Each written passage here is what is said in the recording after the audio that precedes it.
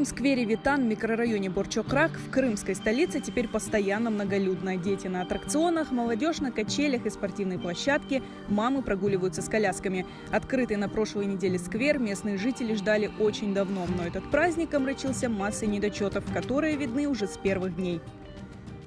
Тротуарчики или как сказать, я не знаю даже как это, дорожки вот щебнем этим мелким, отсевом. Все это получается вот на покрытии, на игровом вот этом. Дети бывает, что падают, на коленочки падают, это очень больно, я сама знаю, как это. Вот, плюс его еще смыть может. Как вообще при первом хорошем ливне, конечно, вот там вот есть такие спуски, где точно его смоет. Спасибо городу. Сделали хороший такой сквер. Хотелось бы при всех позитивах сказать такие вещи, которые можно бы поправить.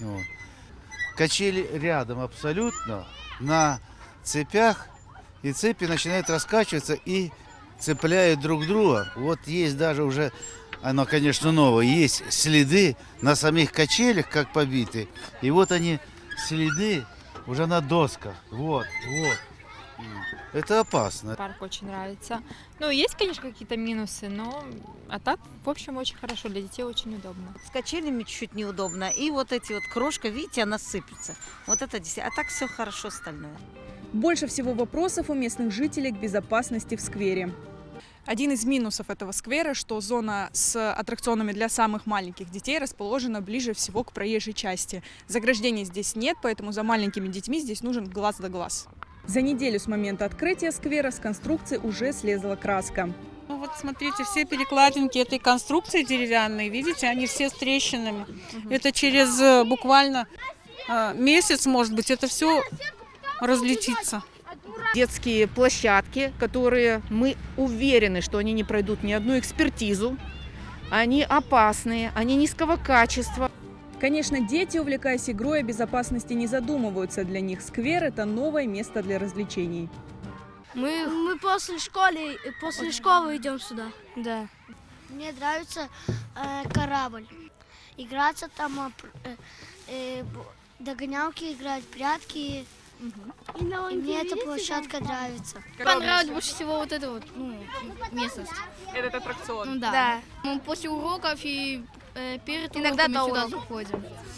Там всякие досточки, но я боюсь на некоторые идти. Я только на те две люблю ходить. Нам нравится. Вот эта штука прикольная, скалолазание, качели классные. Спортплощадка. Ну, потому что после учебы делать нечего, и чтобы не идти домой, не делать домашнее задание, лучше здесь поиграть. Ну, тут интересно, вот эта вот площадка, мы туда каждый день ходим, потому что нам очень здесь нравится, прям вообще, А вот взрослые не понимают, почему при строительстве сквера допустили столько ошибок, ведь проект обошелся в 38 миллионов рублей. Очевидно, эти деньги ушли на деревья, которые для сквера привезли аж из Италии.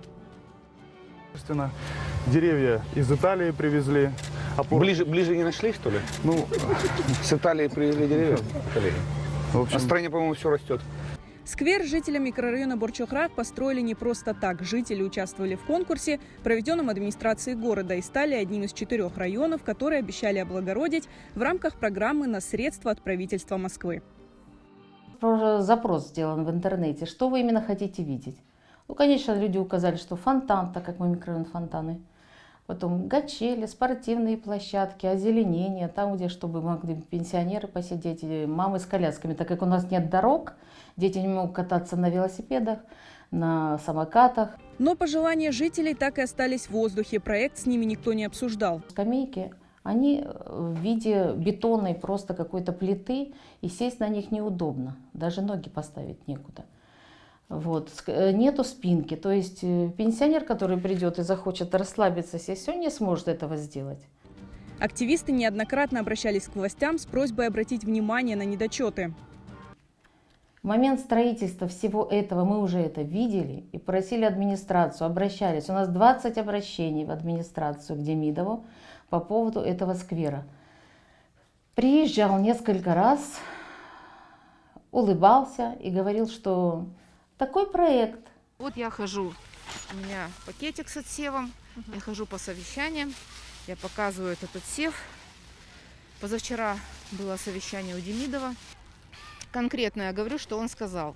В процессе эксплуатации произведем дозакупку и доустановку скамеек со спинками. Щебень притрамбуем и приасфальтируем. Сроков нет, дорожная карта не подписана. Поэтому это просто слова, в которые, честно говоря, нам с трудом верится. Местные жители хотят добиться встречи у руководства республики, а также намерены обратиться в прокуратуру.